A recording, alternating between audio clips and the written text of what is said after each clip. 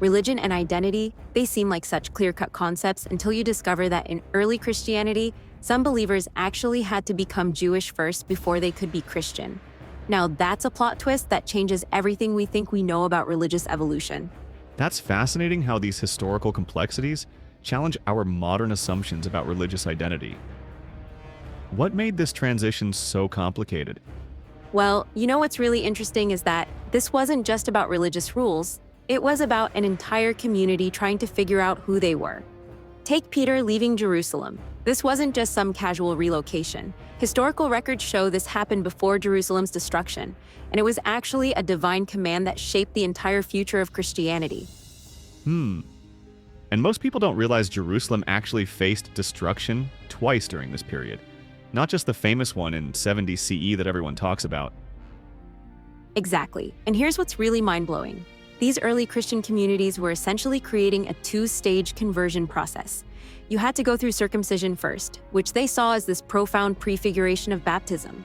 It's like they were building the spiritual bridge between two religious worlds. You know what strikes me about that? The incredible psychological weight these decisions must have carried for converts. We're talking about major life changes here. Oh, absolutely. And get this. Archaeological evidence from the period shows these communities were actually maintaining multiple sets of religious practices simultaneously. They were keeping Jewish dietary laws, celebrating traditional festivals, but also developing distinctly Christian rituals. It's like watching religious evolution happen in real time. That really puts our modern religious debates into perspective, doesn't it? It does, and here's something that might surprise people. The text specifically mentions that this methodology of requiring Jewish conversion first was actually condemned. But what's fascinating is how some of these practices, like the use of unleavened bread, survived and became central to Catholic tradition.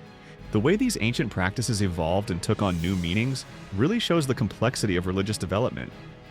And you know what really gets me? The historical irony that these debates about who is orthodox enough ended up violating what's described as the only direct command they were given to love one another. Studies show that religious conflicts over orthodoxy have been responsible for countless divisions throughout history. That's such a powerful observation about human nature, how we can get so caught up in the rules that we lose sight of the fundamental principles. Well, consider this.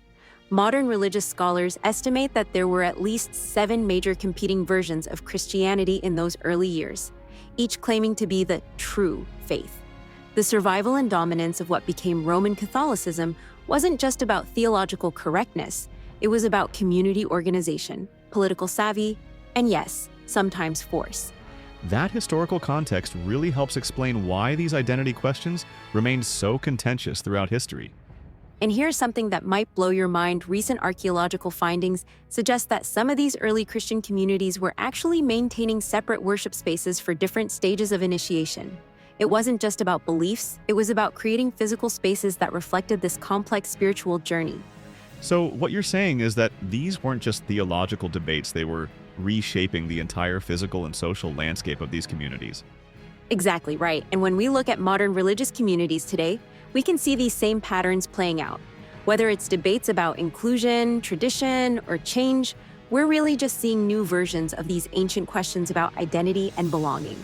That really brings it full circle. These ancient struggles still deeply relevant to our modern spiritual journey. Looking ahead, I think these historical insights might actually help us navigate our current religious dialogues better. Understanding how these early communities struggled with similar questions of identity and tradition might give us some wisdom for handling our own contemporary challenges. Well, that's certainly given me a lot to think about regarding how we approach religious identity and tradition today.